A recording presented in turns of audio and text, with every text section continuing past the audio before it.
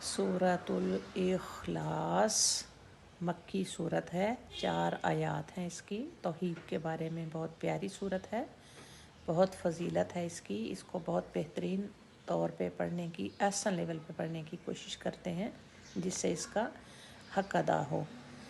اعوذ باللہ من الشیطان الرجیم۔ من الشیطان الرجیم، بسم اللہ الرحمن الرحیم۔ لاسٹ کے میم کو اس طرح سے ٹائم دینا ہے کہ میم کلیئر ہو جائے، ٹھیک ہے۔ قل هو اللہ احد، احد احد، د لاسٹ پہ دال کی ساؤنڈ آنی چاہیے۔ قل هو اللہ احد، اللہ الصمد، اللہ۔ دیکھو آپ کو گرین کلر کا نظر آ رہا ہے نا اللہ کا نام لکھا ہوا، تو اس کو ہم نے موٹا کر کے، ہیوی کر کے، پر کر کے پڑھنا ہے۔ قل قاف ہیوی، قل هو اللہ، واللہ موٹا کر کے، اور اللہ پہ ہمیشہ کھڑا زبر ہوتا ہے، واللہ، اللہ۔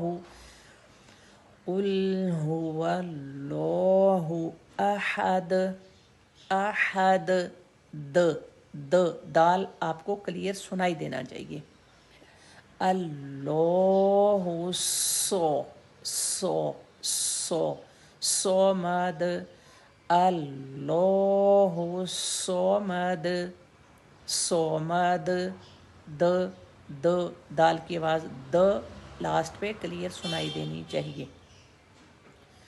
لم یلد، لم یلد، لید، لید، لم یلد ولم یولد، لد، لم یولد، یو کی حرکت 2، ولم یولد، یولد، ولم یولد، ولم یکن لہ، لم یکن لہ، کاف کے بعد نون ساکن ہے اور آگے لام پر تشدید ہے، تو اس کا مطلب ہے یہاں پر نون 100% کوائٹ ہے، نون نہیں پڑھا جائے گا۔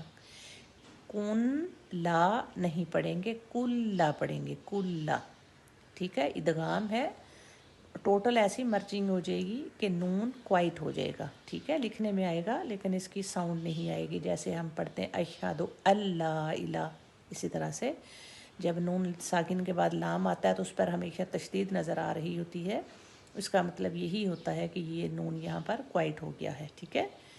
وَلَمْ يَكُنْ لَهُ، ہو کو الٹا پیش ہے اس لیے 2 حرکت۔ وَلَمْ يَكُنْ لَهُ كُفُوًا، كُفُوًا أَحَدٌ، كُفُوًا أَحَدٌ، أحد، أحد، تو دال اس طرح سے کلیئر باؤنس بیک کرے گی، دال کی آواز آنی چاہیے، اسی وجہ سے آہد، آہد، تو دال مس ہو رہی ہے ایسے۔ ایک دفعہ پھر ساری ایک ساتھ پڑھ دیتی ہوں۔ قل هو اللہ احد، اللہ الصمد، لم یلد ولم یولد ولم یکن لہ کفوا احد۔ اس صورت کو بار بار آپ سنیں، اپنی پریکٹس کریں، اپنی صورت کی اصلاح کر لیں۔ اگر آپ صورت کو ہمیں سنانا چاہتے ہیں کومنٹس باکس میں لکھیے، ہم آپ کی صورت سن بھی سکتے ہیں۔ اپنا خیال رکھیے، خوب پریکٹس کیجیے، قرآن سے جڑے رکھیے۔ جزاکم اللہ خیرا کثیرا۔